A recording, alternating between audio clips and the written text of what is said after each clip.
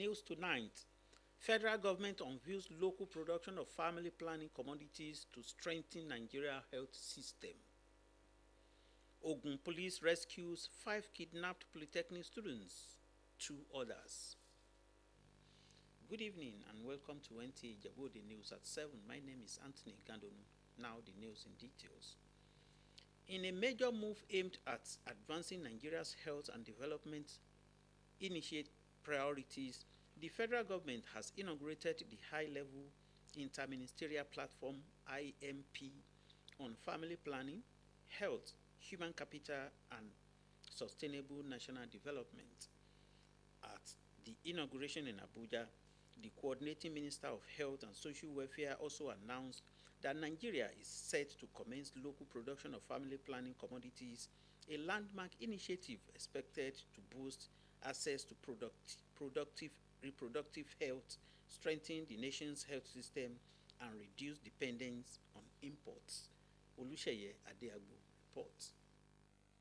Nigeria has recorded steady progress in expanding access to family planning commodities, with recent health surveys showing increased awareness and uptake of modern contraceptive methods. Family planning is not a health issue alone. It's a developmental issue. In Nigeria, family planning is increasingly being recognized not only as a health intervention, but also as a critical tool for reducing poverty and driving national development. We have sustained federal government commitment since 2012 till today. That is not enough. The governors must have a budget for family planning. Local government chairmen must have a component of family planning as a key lifesaver for women and children. This does not negate our own commitments as development partners so that we can help the country to achieve its vision and commitment. Indeed, a privilege to inaugurate this interministerial platform on family planning. When it comes to commodities, in line with the President's Health Sector Renewal Investment Initiative, we are very fortunate that in fact one of the world's oldest and largest pharmaceutical companies has partnered with a local manufacturer in Nigeria to build a plant somewhere in the southeastern part of the country, in Anambra State, to produce reproductive health commodities. That will be the first in sub-Saharan Africa, and already the manufacturing plant is being produced. That means the policy environment, the executive order that you recall President Bola Ahmed Tinubu signed in 2024 is indeed attracting investment in the pharmaceutical industry. Stakeholders maintain that sustained investments in family planning and reproductive health care is vital to achieving Nigeria's human capital and sustainable development goals. In Abuja, Nta Ijebu, Nta News. Similarly, health authorities and UNICEF Nigeria are urging a stronger workplace and community support for nursing mothers as World Breastfeeding Week ends under the theme Breastfeeding for a Sustainable Start in Life, Strengthening What Works. Although Nigeria has made good stride in creating an enabling environment for women, there are still some barriers to the workplace. Fimoti Yusuf reports. Exclusive breastfeeding is the way to go for every nursing mother. However, experts on the program observe the rates remain low. They say there's an urgent need for extended maternity leave and baby-friendly offices to secure infant health and national development. The breastfeeding is something that we need to look at as a whole. So Nigeria has made good stride in creating an enabling environment for women in certain ways. The benefits of breastfeeding to both mother and child also came to the fore, advising women to look at exclusive breastfeeding beyond just nutrition. Part of the problems we'll have is most people are not aware of the importance of breast milk and what it does for the baby. They just feel it's just a form of feeding nutrition to the baby, whereas breast milk goes beyond nutrition. It's immunity, it's bonding, emotional support for the baby. And so if people begin to think beyond just feeding the baby, I think they would incorporate want to breastfeed the baby. The guests advocated improved lactation management and hospital services, considering the enormous health benefits of breastfeeding. Timothy Yusuf, NTA News.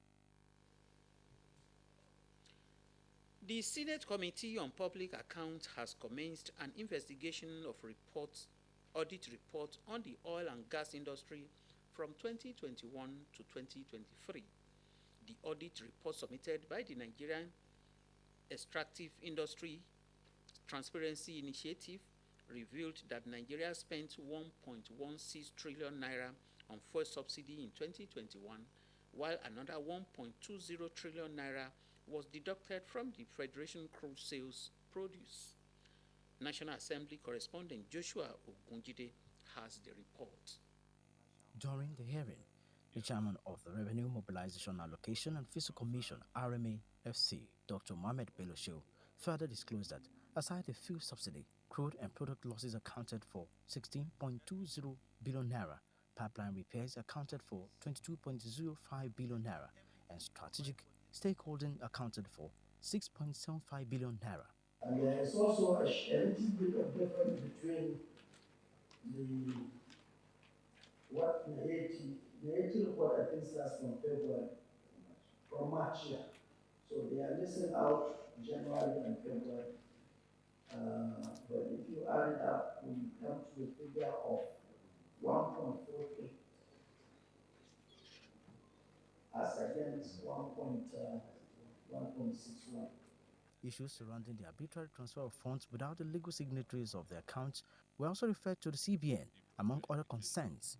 A frontier exploration escrow account was opened with CBN, and in February or so, the sum of $270 million in dollar and 272 billion in naira was taken from that account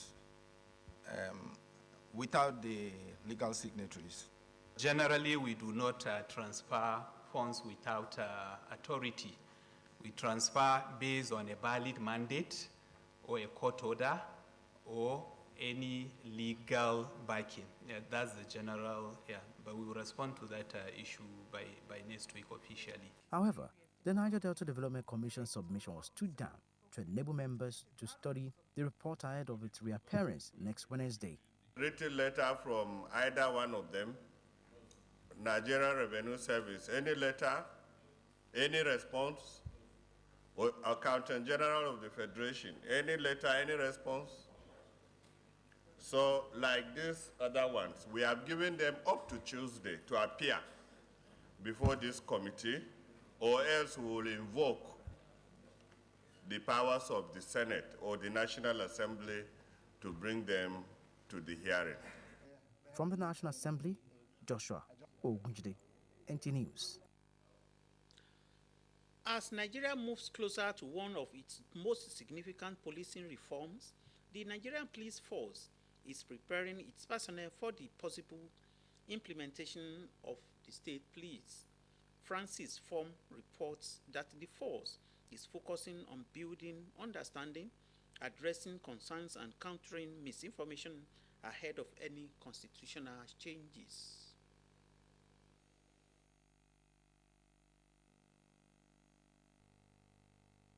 The debate over state police has remained a major issue in Nigeria's security discourse, with proponents advocating decentralized policing for improved local security, while opponents raise concerns over possible interference. At a sensitization workshop organized by the National Institute of Police Studies, the Inspector General of Police reaffirmed the Nigeria Police Force's commitment to supporting any constitutionally approved policing framework that enhances public safety, accountability, and national security.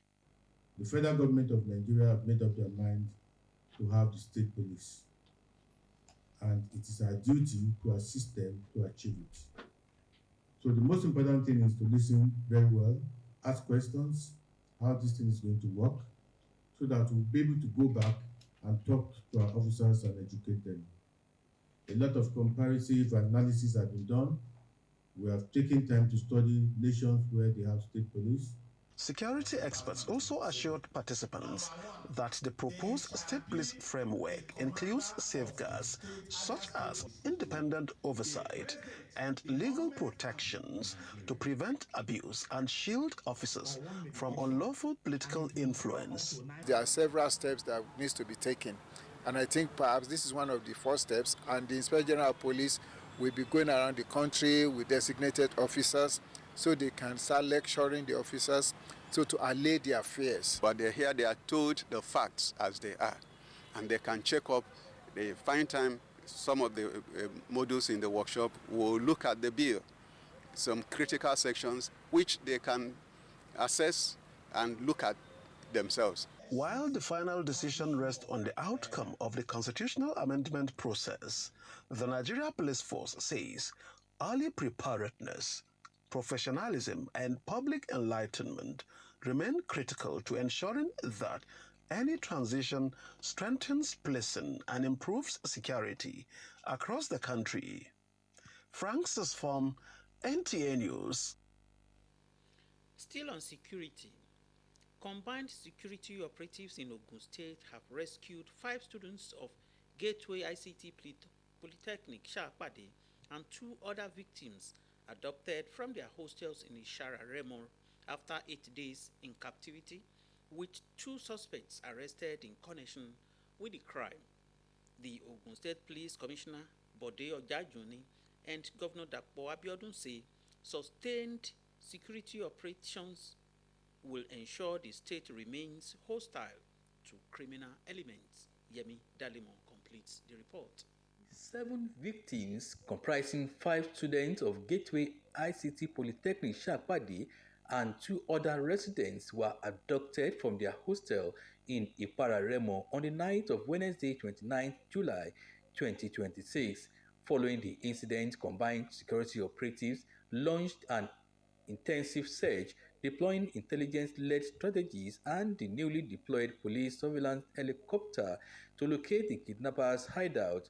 The victims were rescued unhurt in the early hours of Thursday, 6th of August 2026. Ogun State Commissioner of Police Bode Ojajuni says the successful operation was made possible through effective inter-agency collaboration and intelligence-driven policing. The helicopter with the ground forces stormed the kidnappers' den, and thereafter we have successfully arrested 2 of the kidnappers as we speak. They are with us and they are singing, and we are still on the trail of others while the operation continues. Commending the security agencies, Ogun State Governor Dapo Abiodun appreciated the Inspector General of Police for deploying the surveillance helicopter to the state, describing it as instrumental to the success of the operation. The governor reiterated his administration's resolve to ensure Ogun remains hostile to criminal elements, warning that individuals or groups engaged in criminal activities will be decisively dealt with. There will be no hiding place for kidnappers or any other criminals in Ogun State. Our resolve is very clear. Ogun State will remain hostile to criminality and will be safe for every law-abiding citizen or resident or investor. The rescued victims have since received medical attention and have been reunited with their families. In Abeokuta, Yemi Dalimo, NTA News. In the same vein, these rescued kidnapped victims from Kaima local government area of Kwara State have arrived in Ilorin, the Kwara State capital. Khadijat Akombi reports. The rescued victims arrived in Ilorin Thursday evening, accompanied by armed military men. Many of the victims, who are women and children, are in critical condition and can barely walk.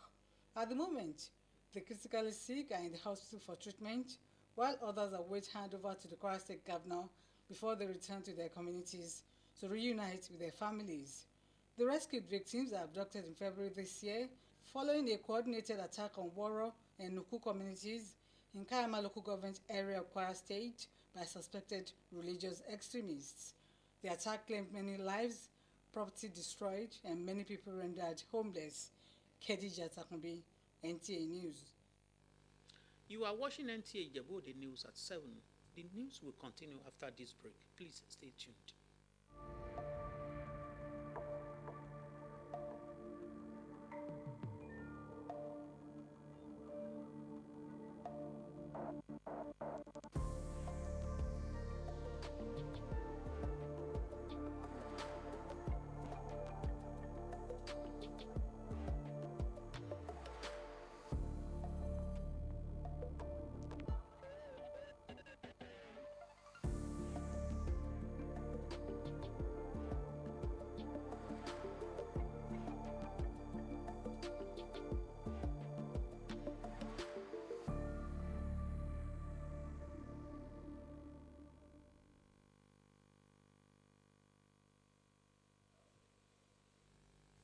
You are welcome back. The news continued. With just about 8 days to go, INEC in Osun State says all is set to conduct the governorship election come August 15, 2026. Iyabode Olorunshola, who is at the INEC office in Osogbo, has more.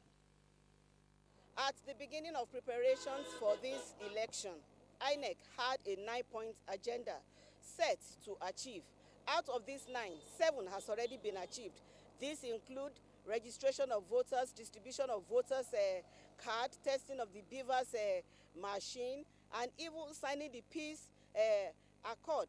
The 2 left are that of closing campaign on the 13th, Thursday, 12 midnight on the 13th of August 2026, and the main election proper, which will take place on Saturday, 15th of August 2026.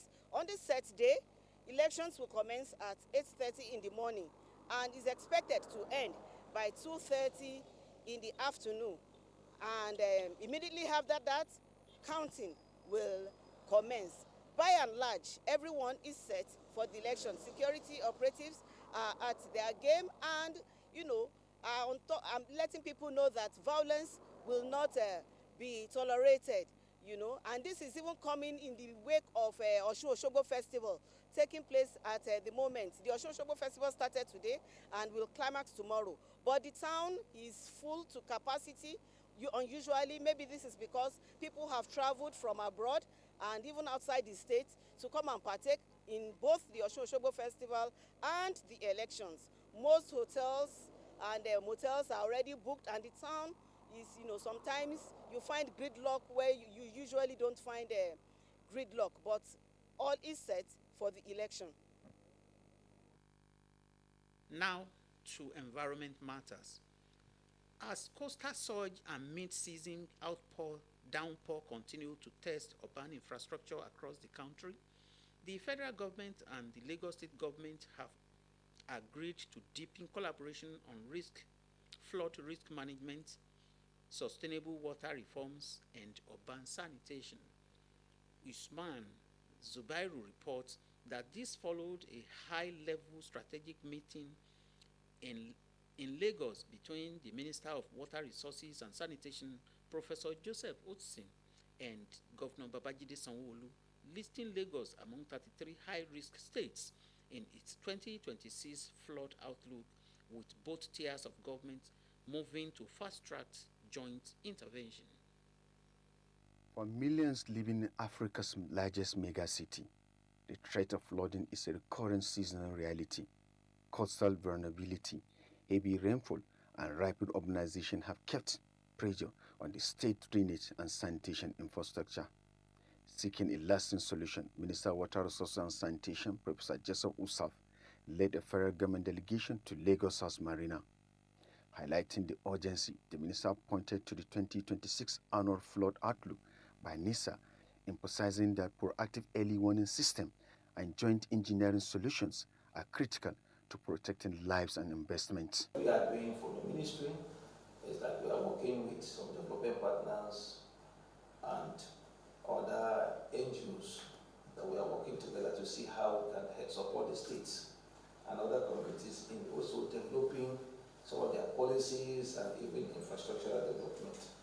Beyond flood control, the partnership targets two other major pillars: accelerating Lagos State drive towards offendification-free status and integrating the state into the federal sustainable urban and rural water supply, sanitation and hygiene soil wash program. Governor of Lagos State Babajide Sanwo-Olu underscored the strategic economic importance of Lagos State and acknowledged the increasing effects of climate change on the state, particularly flooding and other environmental challenges. Our own, we have a strategy where we've developed in the ministry to ensure that we also build capacity. The meeting reaffirmed the shared commitment of both governments to building a cleaner, healthier, and safer, more climate-resilient Lagos State. Usman Zubairu, NTA News. That is the size of the English bulletin tonight. Join Jide Morofolu for the Yoruba version of the news. Good night.